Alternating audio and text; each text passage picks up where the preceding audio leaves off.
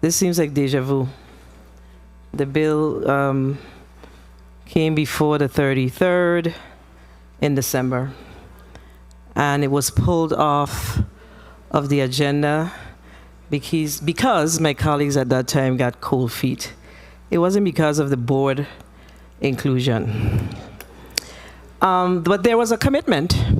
After that, the bill was pulled, that we would have begin to work on this legislation as a collaborative.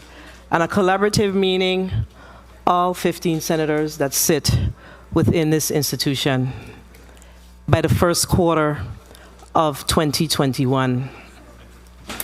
And that did not happen collaboratively. So there is no one in here that's vindicated because we did not collaboratively work on this legislation. We worked on this legislation individually. This body, this 34th legislature paid $13,000 to an attorney to work on this legislation. And I don't know, I'm not sure if they had sidebar meetings around the legislation, but I did not see the legislation until it came to me for pro forma. This is why we're having this conversation.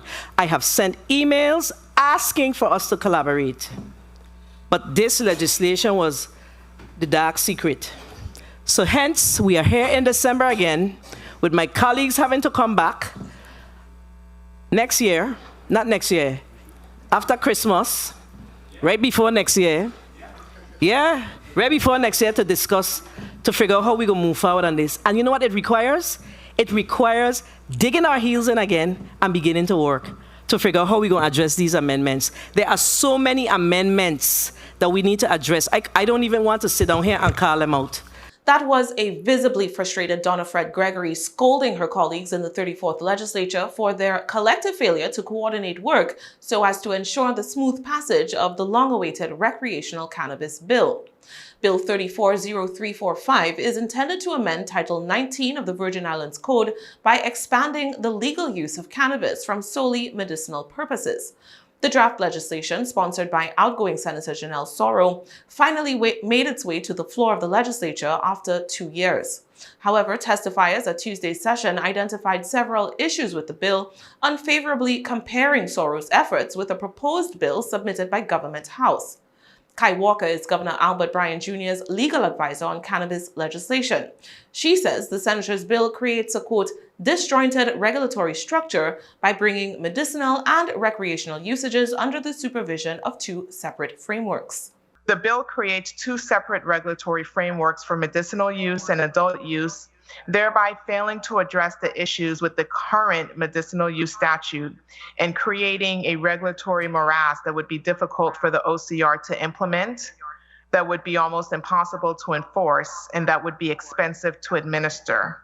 A more sensible approach would be to incorporate and harmonize medicinal use and adult use into one comprehensive regulatory scheme by replacing in its entirety the Virgin Islands Medicinal Cannabis Patient Care Act that's currently codified in Chapter 34 of Title 19 of the Virgin Islands Code.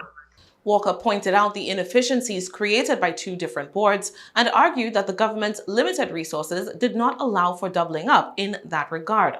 The attorney says Governor Bryan's proposed bill fixes those problems by adding an enforcement division for medicinal and non-medicinal uses. Russell Pate, testifying on behalf of the VI Justice Initiative, also spoke in favor of the proposal from Government House, which makes provision for automatic expungement of cannabis-related arrests and convictions. The governor's proposed bill contemplates that the Office of Cannabis Regulation propose an overarching uniform statute which automatically expunges cannabis-related arrests or convictions. The breadth of the legislation would be determined by a committee of stakeholders, which the VI Justice Initiative hopes to be a part.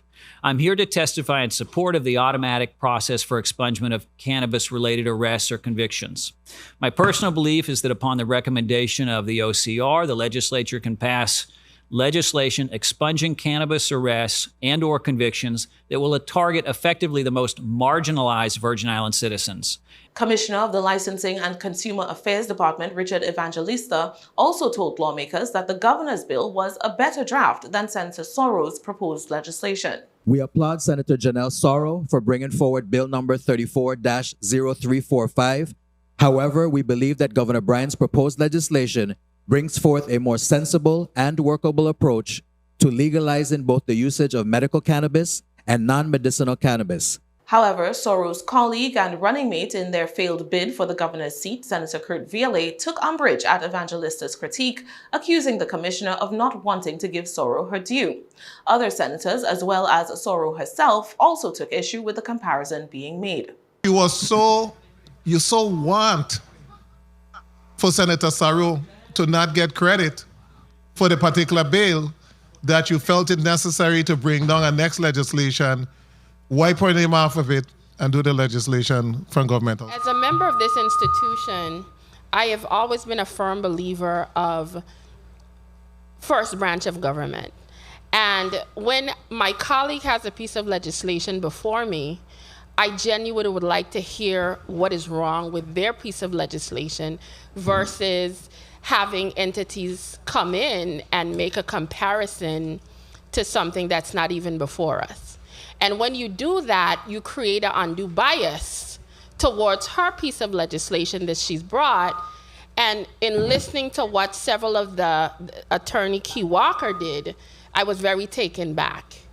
Because if we are here as an institution trying to see what we're trying to correct or improve with the legislation for cannabis, to listen to testimony where half of it was, yeah, hers is okay, but the governor's is better, that was unfair. And that I just want to put that on the record. This narrative that we are trying to hold up the cannabis legislation is false, and it's not fair, and it is not true.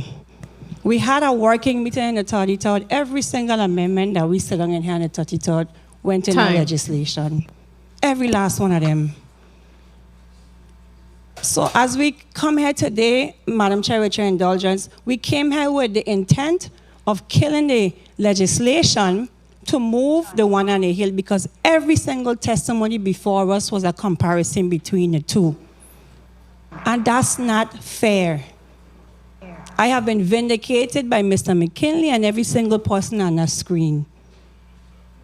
Thank you for the time. Tuesday's legislative session ended without a vote on Senator Sorrow's legislation. Lawmakers will reconvene on December 29th at 9:30 a.m. to try to move the cannabis bill forward.